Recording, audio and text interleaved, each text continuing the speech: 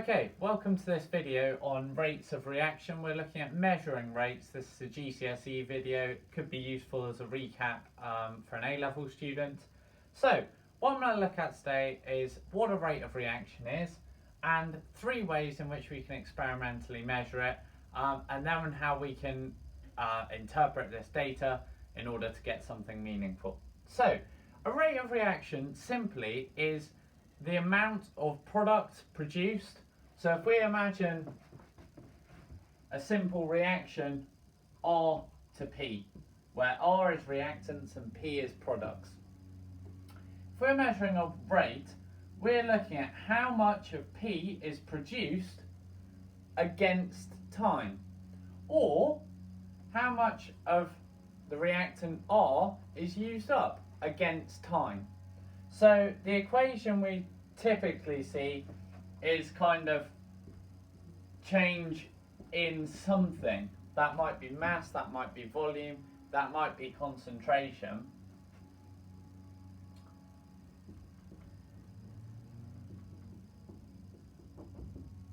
Divided by time.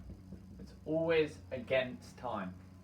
So there are 3 ways to look at this and see how fast a rate of reaction is.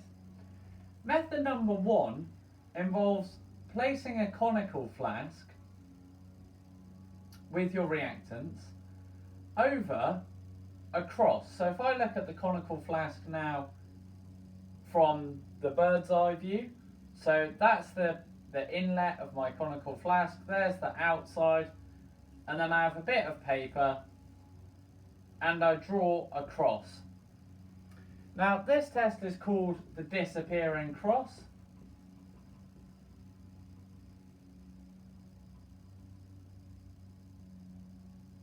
For some reason I can't spell disappearing.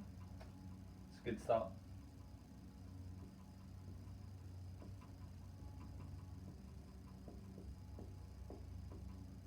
And what we're looking at here is you measure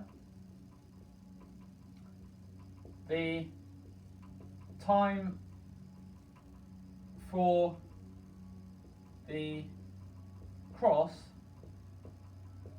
to disappear. So you're waiting for that cross to be obscured. Now, the requirement here is that a precipitate must be produced.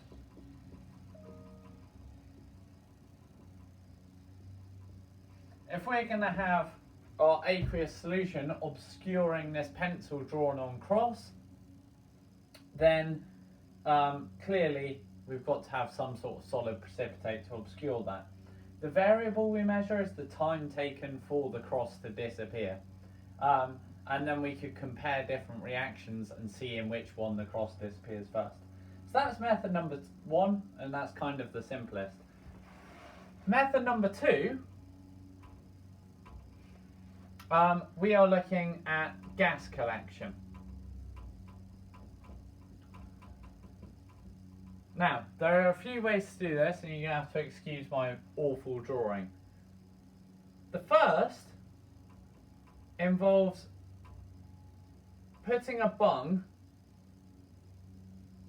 in a conical flask and using a specialist piece of equipment called a gas syringe.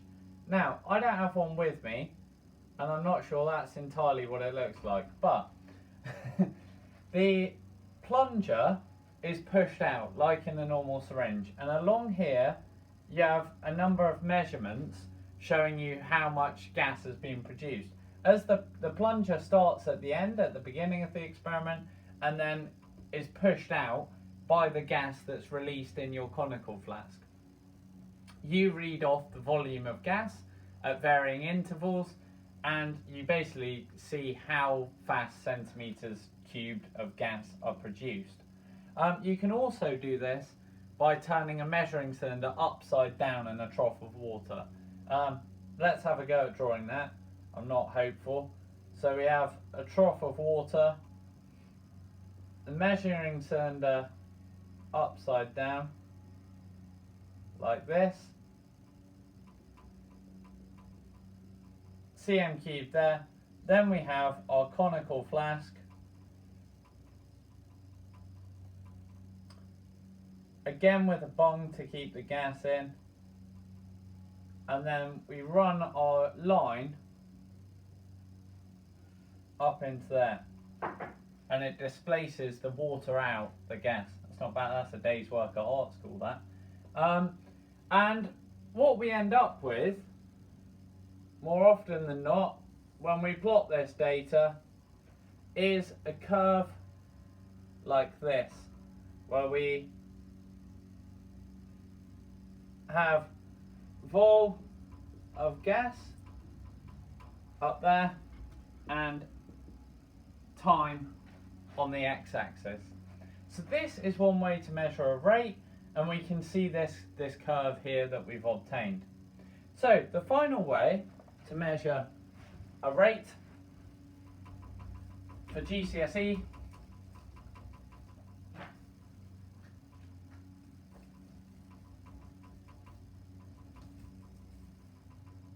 is this.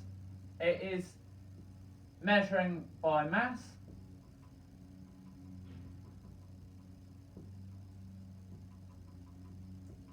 And in this scenario, we are looking at having a balance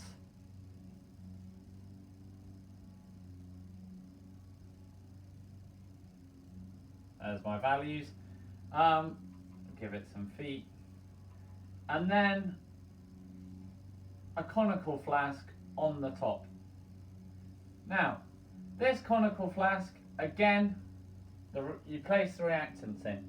You'll commonly see some cotton wool or mineral wool placed in the top in the textbooks. And the reason for this is it still allows the gas out. So basically what's going to happen is the gas is going to come out of here as the reaction proceeds, okay, and the mass will go down. The cotton wool will stop any splashing. You don't want to lose liquid reactants, you're only measuring the production of that gas, okay? So that's what the cotton wool's there for. In this, if you plot in mass against time, you get a curve something like that. Obviously that will come up to 0. The starting mass up there of your reactants, and then you're going to come down. In both of these two, the requirement, we said in the first one, the disappearing cross, that the requirement is you have a solid precipitate.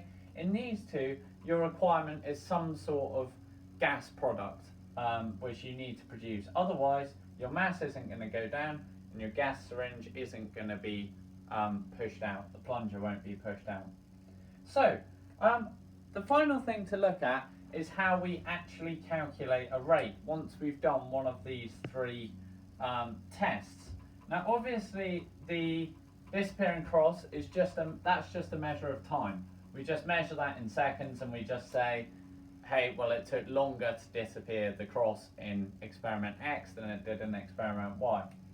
With the gas collection and the change in mass, we can actually get a rate. I'm going to show you how to do that with some typical gas collection data. So as I said, it's actually down there, I'm just redrawing it. We get a curve like this, with time on X and vol of gas on Y, and that'll be in cm cubed.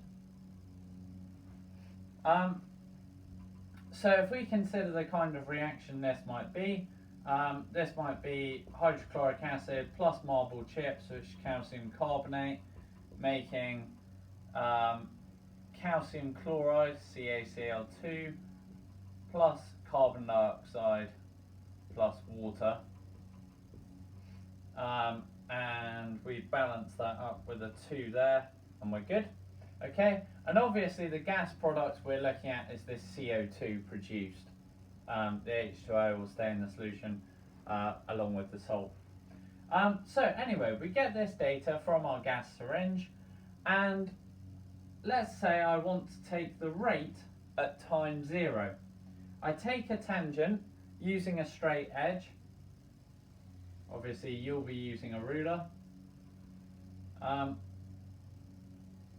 Once I've taken the tangent, I take the gradient of this. This is my change in y, this is my change in x.